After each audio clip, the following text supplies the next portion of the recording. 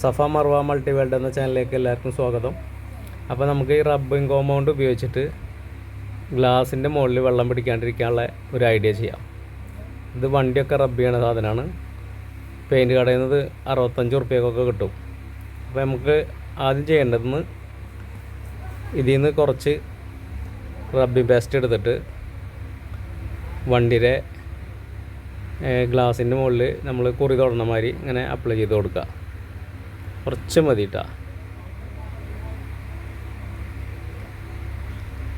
4-5 സ്ഥലത്ത് അതിന്മേൽ തേച്ചാൽ ഫുള്ളായിട്ട് നമുക്ക് ചെറിയൊരു ഇത് കിട്ടണം. ആ ലെവലിൽ കുറച്ചെടുത്ത് തേച്ച് കൊടുക്കുക. ഇതുകൊണ്ട് വേറൊരു ഉപകാരം കൂടി ഉണ്ട്. ചെറിയ ചെറിയ സ്ക്രാച്ചുകളൊക്കെ ഗ്ലാസിൻ്റെ മുകളിലത്തെ പോയി കിട്ടും കേട്ടോ.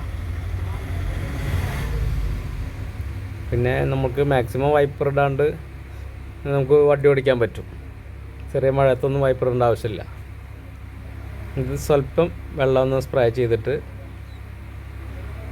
നമുക്കിത് കൈ കൊണ്ടോ അല്ലെങ്കിൽ കോട്ടൺ തുണി കൊണ്ടൊക്കെ ഇങ്ങനെ ഒന്ന് അപ്ലൈ ചെയ്ത് കൊടുക്കുക. ഞാൻ വർഷങ്ങൾക്ക് മുന്നേ ചെയ്തായിരുന്നു കേട്ടോ. ഒരു വീഡിയോ ഞാൻ മുന്നേ ഫേസ്ബുക്കിൽ ഇട്ടിട്ടുണ്ട്.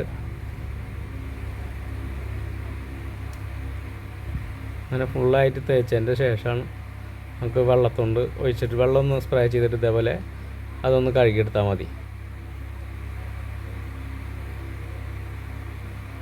ഇപ്പോൾ കണ്ടില്ലേ, വെള്ളം തീരെ പിടിക്കില്ല.